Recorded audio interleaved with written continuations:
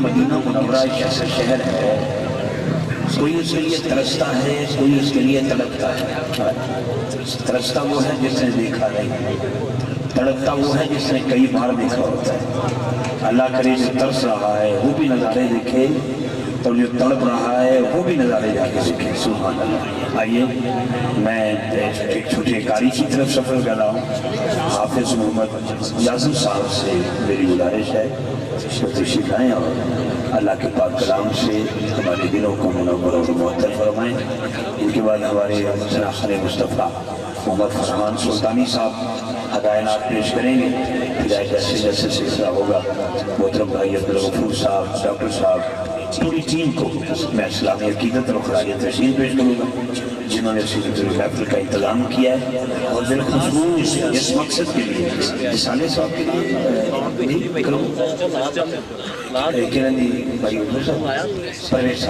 بھائی پرویز صاحب بھی والدہ محترمہ رسالے صحابہ تھی۔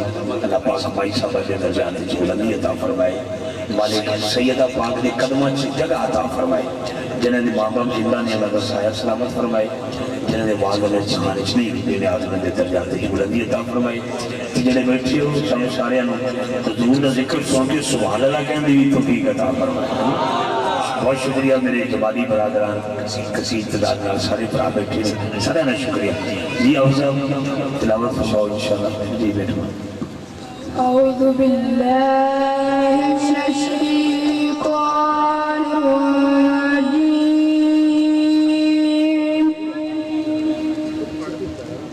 بسم اللہ